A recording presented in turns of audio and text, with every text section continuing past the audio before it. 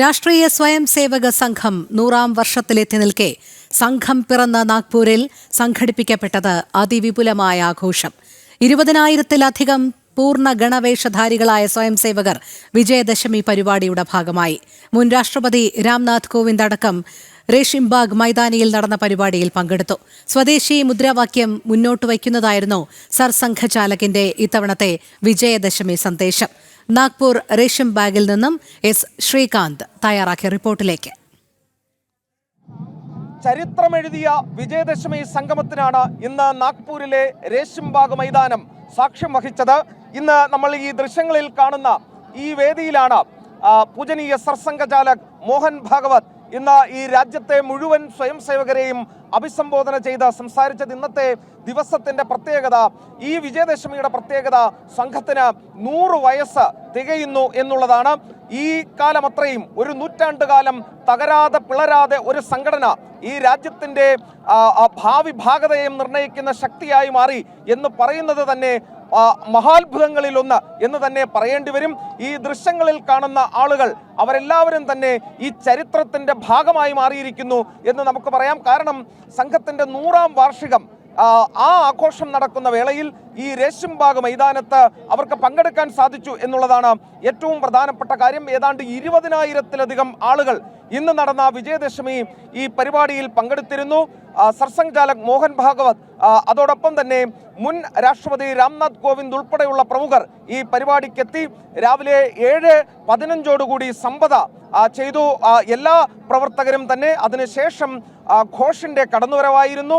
തൊട്ടു പിന്നാലെ തന്നെ ഡോക്ടർ മോഹൻ ഭാഗവതും ഒപ്പം മുൻ രാഷ്ട്രപതി രാംനാഥ് കോവിന്ദും ഈ വേദിയിലേക്ക് എത്തി. തുടർന്ന് പിന്നീട് കാര്യപരിപാടികളിലേക്ക് കടക്കുകയുണ്ടായി. ഏറ്റവും പ്രധാനപ്പെട്ട കാര്യം, ഓരോ പ്രസംഗവും അത് രാംനാഥ് കോവിന്ദിൻ്റെതായാലും അതോടൊപ്പം തന്നെ സർസംഘചാലകിൻ്റെതായാലും ഈ രാജ്യത്തിൻ്റെ ഇപ്പോഴത്തെ അവസ്ഥ, ഇനി എങ്ങനെ മുന്നോട്ട് പോകണം എന്നുള്ള വിഷയങ്ങളെ ഊന്നിയുള്ളതായിരുന്നു എന്നതാണ് പറയേണ്ടത്.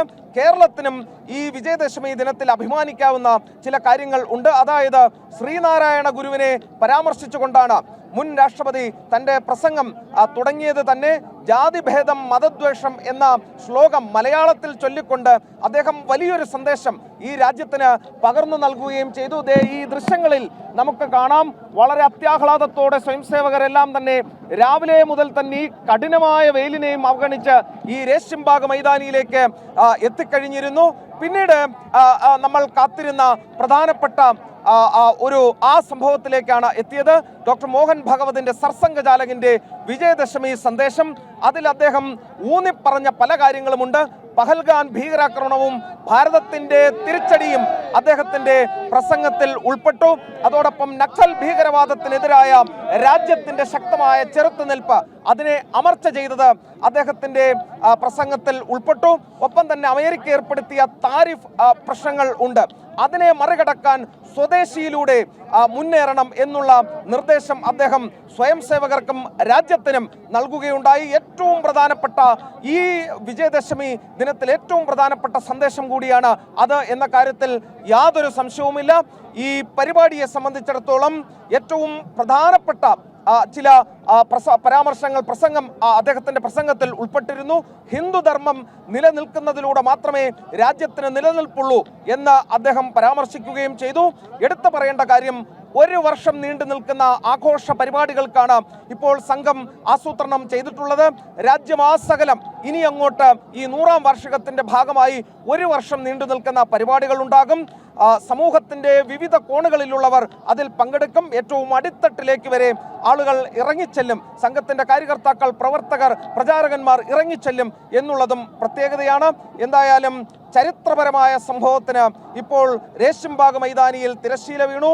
വിജയദശമി അദ്ദേഹത്തിന്റെ സന്ദേശം, ഡോക്ടർ മോഹൻ ഭാഗവതിന്റെ സർസംഘചാലകിന്റെ വിജയദശമി സന്ദേശം അവസാനിച്ചിരിക്കുന്നു. പ്രസക്തമായ സന്ദേശം തന്നെയാണ് അതിൽ ഉൾപ്പെട്ടിരുന്നത് എന്നതിൽ സംശയമില്ല. ഇനി 1 വർഷം സംഘത്തെ സംബന്ധിച്ചിടത്തോളം വിശ്രമമില്ലാത്ത ദിനങ്ങളാണ്. സമൂഹത്തിലേക്ക്, സമാജത്തിലേക്ക് ഓരോ സ്വയം സേവകനും ഇറങ്ങുകയാണ്. നാഗ്പൂരിലെ റേഷിംബാഗ് മൈതാനിയിൽ നിന്നും എസ് ശ്രീകാന്ത്, ജനം.